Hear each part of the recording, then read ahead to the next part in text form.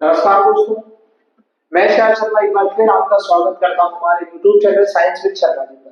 दोस्तों, आज आपके लिए बहुत ही नॉमिनल सा दिखने वाला सवाल जो कि कॉन्सेप्चुअल है, जो कि एग्जाम में 3 मार्क्स के लिए आपको देखने को मिल सकता है। और ये सवाल है, काफी स्टूडेंटों ने जैसे ही सवाल देखा होगा उन्हें लगा होगा 2 मिनट का समय दो मुझे, मैं 2 मिनट में सॉल्व कर देता हूँ, है ना।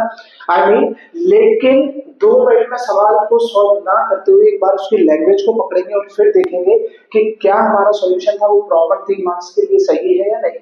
चलिए शुरू करते हैं। वीडियो को एक बार लाइक कर दीजिए। मुझसे क्वेश्चन में बोला गया है, find the distance of an object at विच, हाँ ठीक है, ऑब्जेक्ट डिस्टेंस निकालना है। Eight which object should be placed in front of a convex lens. ठीक है, the very first information I get is convex lens और फोकल लेंथ 10 सेंटीमीटर। ठीक है, तो सबसे पहले मैं लिख लेता हूँ फोकल लेंथ कितनी दे रखी है मुझे। फोकल लेंथ, कॉन्वेक्स लेंस है तो पॉजिटिव, फोकल लेंथ 10 सेंटीमीटर। ठीक, तो obtain image of double size, मतलब कि मैग्नीफिकेशन मुझे दे रखा है 2। मैग्नीफिकेशन मुझे कितना दे रखा है दोस्तों, डबल साइज का क्या मतलब है कि मैग्नीफिकेशन अगर 10 सेंटीमीटर का ऑब्जेक्ट है तो 20 सेंटीमीटर की इमेज बनेगी। अगर 5 सेंटीमीटर का ऑब्जेक्ट है तो 10 सेंटीमीटर की इमेज बनेगी, है ना। मैग्नीफिकेशन डबल साइज हो गया यहाँ पे, मतलब इमेज जो ऑब्जेक्ट का साइज है उससे दुगना इमेज का साइज है। ठीक है, ये क्लियर है, यहाँ तक सारी चीजें क्लियर है। तो अब हमें सीधी सी बात क्या बतानी है, अब हमें सीधी सी बात हमें एक चीज बतानी पड़ेगी कि भाई कॉन्वेक्स लेंस में, इन कॉन्वेक्स लेंस, कॉन्वेक्स लेंस में दोनों केस बनते हैं बेटा। इमेज इज रियल वर्चुअल, या तो रियल इमेज बनेगी या तो वर्चुअल इमेज बनेगी। तो या तो मैग्निफिकेशन +2 हो सकता है या तो मैग्निफिकेशन -2 हो सकता है। तो इसके आगे मुझे यहाँ पे लगाना पड़ेगा +-2। इसका मतलब magnification is equals to V upon U। इसका मतलब होता है +-2। मैग्निफिकेशन 2 दे रखा है, यहाँ से मुझे V की वैल्यू निकली। V इज इक्वल्स टू हो जाएगा -2U, चलो +2U। ये कैसे हो गया बेटा, taking positive sign, taking positive sign. और वहीं अगर मैं बात करूं, v इक्वल्स हो जाएगा -2u taking negative sign. Important question इसीलिए लगा बेटा मुझे क्योंकि इसमें हमें दोनों केस सॉल्व करने पड़ेंगे। ठीक है, ये हमारे लिए हो गया केस 1 और ये हमारे लिए हो जाएगा केस 2। ठीक है, ठीक है, ये सारी चीजें क्लियर है, नॉर्मल से चीजें हैं, कोई दिक्कत नहीं होनी चाहिए आपको। यहाँ तक की सारी case 1 case 2, v equals to +2u, v equals to -2u, positive sign ले लिया हमने, नेगेटिव साइन ले लिया, सारी चीजें क्लियर है। अब हम सिंपल सा हमारा जो लेंस फॉर्मूला होता है उस लेंस फॉर्मूले में चीजों को पुट करके फटाफट से इन्हें सॉल्व करते जाएंगे। लेंस फॉर्मूला क्या होता है हमारा, लेंस फॉर्मूला हमारा होता है 1/f is equals to 1/v minus का 1/u। चलिए केस 1 सॉल्व करता हूं मैं सबसे पहले, है ना।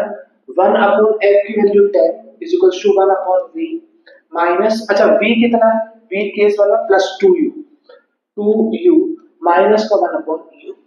यहां तक विजिबल है आप लोगों को, विजिबल है, ठीक है। चलिए आगे बढ़ता हूं मैं, इसी चीज को आगे सॉल्व करता हूं मैं यहाँ पे ऊपर जाके।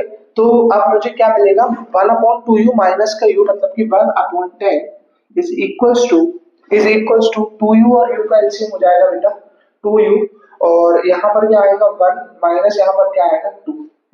ठीक है, चलिए तो 2 - 1 माइनस का 1/2u इज इक्वल्स टू 1/10, या फिर यहाँ से आप कह सकते हो 2 × 2 2 5 10, यानी कि u की वैल्यू आपकी आ जाएगी -5 सेंटीमीटर। ये आपका यहाँ पर केस 1 सॉल्व हुआ बेटा, ये आपका केस 1 यहाँ पर सॉल्व हुआ है। ये वाला पोर्शन और ये वाला पोर्शन मिला के आपका केस 1 सॉल्व हुआ है। क्लियर है, ये तो हमारा फर्स्ट केस है जब हमारी v की वैल्यू कैसी है बेटा, पॉजिटिव है।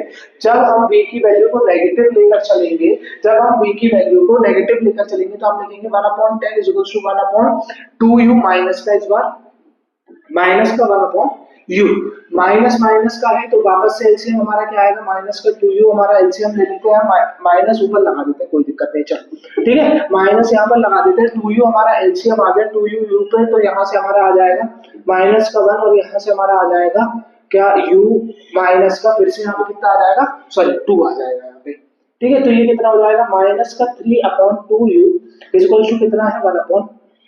कोई समस्या है यहाँ पर, कोई समस्या यहाँ पर, अभी तक सब कुछ सही चल रहा है, ये चीज समझ में आ गई। ये चीज समझ में आ गई। माइनस का 3, अच्छा ये 24 नहीं है, ये 2u है बेटा, है ना।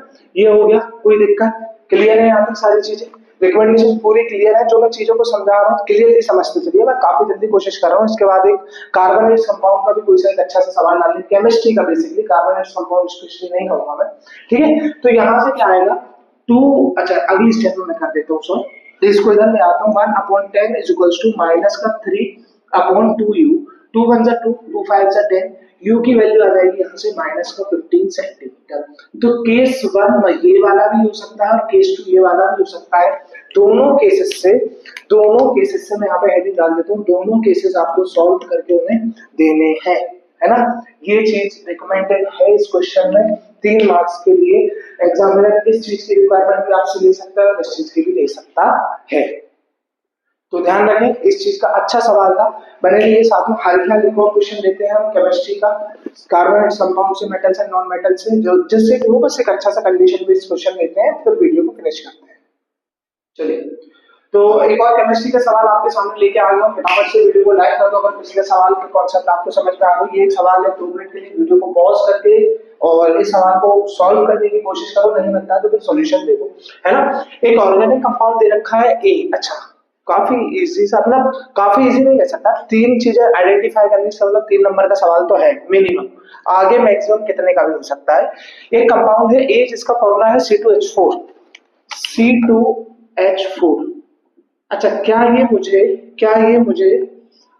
C2H4 मतलब CnH2n वाले कॉन्सेप्ट का लग रहा है क्या? और ये किसका जनरल फॉर्मूला होता है? ये होता है एल्कीन का जनरल फॉर्मूला। तो यहां से मुझे इसका नाम पता चल जाएगा, इसका नाम है ईथीन। इसका नाम क्या है? ईथीन। चलो, तो इसका मतलब ये मुझे मिल गया ए क्या मिल गया? C2H4, ये क्या हो गया बेटा? ईथीन हो गया।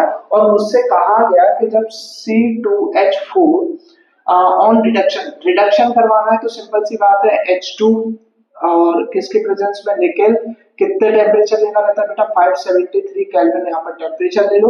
तो ये किसमें कन्वर्ट हो जाएगा? C2H6 में कन्वर्ट हो जाएगा। और ये हमारा हो गया, इसका नाम क्या था? इसका नाम था ethene.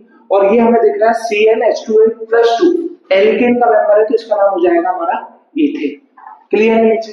Very first reaction clear है, ए और बी आइडेंटिफाई होगा। बी क्या हो गया बेटा हमारा? बी हो गया C2H6, इसका नाम क्या हो जाएगा? ईथेन, है ना।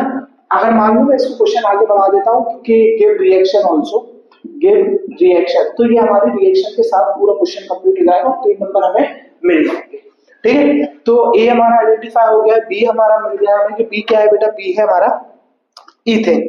इतनी चीज क्लियर है, कोई समस्या यहाँ पर नहीं होगी, है ना। चलो आगे बढ़ते हैं। आगे बढ़ते समय मुझसे क्या बोला गया कि जो बी है वो रिएक्शन करता है क्लोरीन से इन प्रेजेंस ऑफ सनलाइट, मतलब बी जो है C2H6, ये रिएक्शन करता है क्लोरीन से इन प्रेजेंस ऑफ सनलाइट, ठीक है, ठीक है। तो क्या देता है बेटा? ये तो ये देता है C2H5Cl, ठीक है। मतलब इसका नाम क्या हो जाएगा? इसका नाम हो जाएगा क्लोरो ईथेन। और ये क्या है? ये है ईथेन। प्लस यहाँ पे क्या बचेगा? HCl। कैसे पता मुझे? क्योंकि it is a type of substitution reaction, it is a type of substitution reaction. Clear है बेटा ये चीज? सब्स्टिट्यूशन रिएक्शन ये हो गया। अच्छा ऊपर वाली रिएक्शन कौन सी होती है?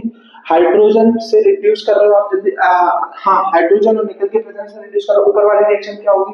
जल्दी से बता दो फटाफट से, ऊपर वाली रिएक्शन का क्या नाम होगा, है ना। तो ये दोनों चीजें आपको एग्जाम में पूछी जा सकती है और हमें आराम से इन चीजों के बारे में बताना होता है, ज्यादा परेशान नहीं होना है। मैं क्लोरोईथेन इसका नाम हो गया, HCl हाइड्रोक्लोरिक एसिड आपका निकल गया। पहली वाली रिएक्शन का क्या नाम होता है? कमेंट सेक्शन में मुझे फटाफट से बता दो। और अगर आपको वीडियो अच्छा लगा हो तो एक बार वीडियो के रिगार्डिंग कमेंट कर देना। Thank you, bye bye, good night. और आराम से पढ़ते रहो क्योंकि अब एग्जाम को बचे हैं बहुत कम दिन। Thank you.